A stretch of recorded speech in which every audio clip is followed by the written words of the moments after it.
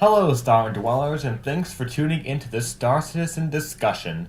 In the background, you will see some Sanctum 2 gameplay. It is a nice little blend of FPS and tower defense, and I had a lot of fun with it. I suggest you check it out if you are into that kind of stuff. So CIG recently released a design post talking about the new way gimbals are going to work. It's pretty interesting, and I wanted to share my thoughts on it. So the way you can control your weapon mounts with your mouse is annoying as hell, at least coming from the perspective of a HOTAS user. I cannot count how many times I've quit from a match because someone kept getting hits on me from angles that I could not possibly hope to hit him at. I've even been told multiple times by people in my game to stop using my joystick because it's useless against mouse and keyboard. The thing is that I did not want to stop using my joystick. I love using it. It offers me maneuverability that I could never hope to achieve using a mouse. Half the, quote, kills I get is when I'm outrunning an enemy and he slams into an asteroid that I managed to avoid. Unfortunately, the added maneuverability isn't enough when I'm faced with Gimbal Dominsky 6s, and the game currently doesn't reward you for making an enemy slam into an asteroid. It just isn't fun. I'm not saying people cannot be good with HOTAS. Heck, I've seen videos of HOTAS Auroras owning mouse and keyboard Hornets. However, what I am saying is that for the common pilot, one who does not have plans to dogfight for a living, it doesn't feel good to hop into a game and immediately get killed 3 times in a row. I don't want to have to spend hours researching maneuvers and strategies to keep me alive long enough to get past the enemy shields. This is where the new weapon system comes in. You could read the post yourself if you want the more in-depth rundown, but here's the drive-through version. Weapons used to be classified into class and size. Originally, fixed weapons were class 1, gimbaled were class 2, missiles and rockets were class 3, etc., etc. Then there would also be a size that would fit onto a mount. So a size 3 weapon mount could fit a size 3 gun and lower. While this system was decent for when Star Citizen was a much smaller project, now it is generally confusing and unbalanced.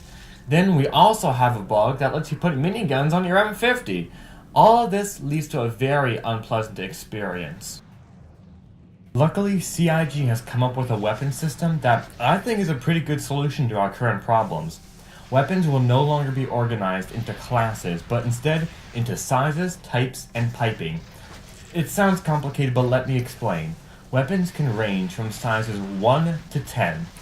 1 would be something like the M3A laser cannon, and a size 10 would be a capital ship spinal-mounted railgun like the one seen on the Idris.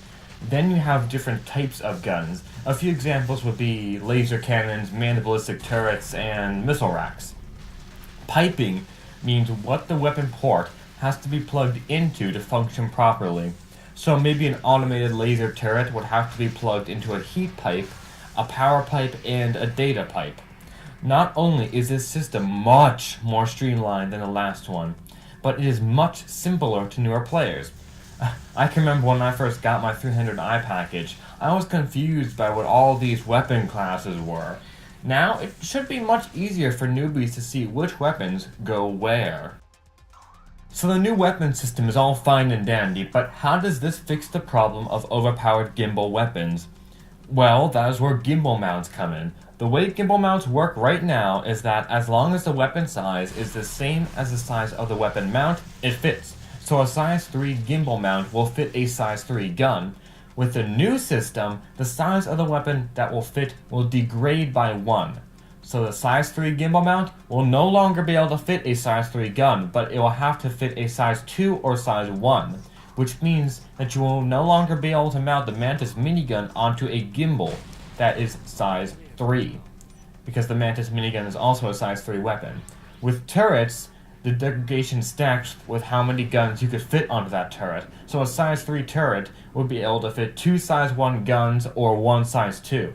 This will make ships like the Super Hornet much less overpowered.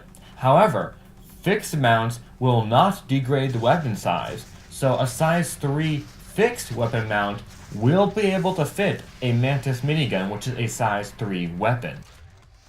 What does this mean for mouse and keyboard and joystick users? It means that they will have to choose between having a fixed gun that is more effective or a gimbaled gun that is less effective.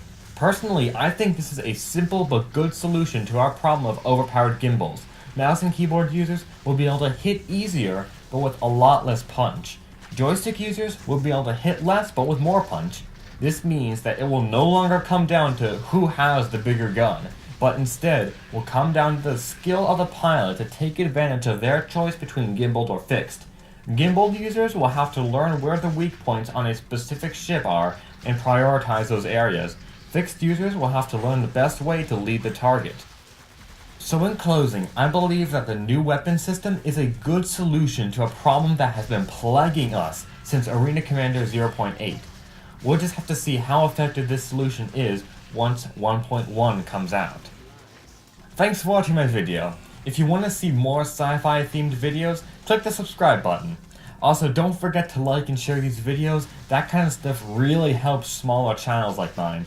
Again, thanks for watching, and I hope to see you next time.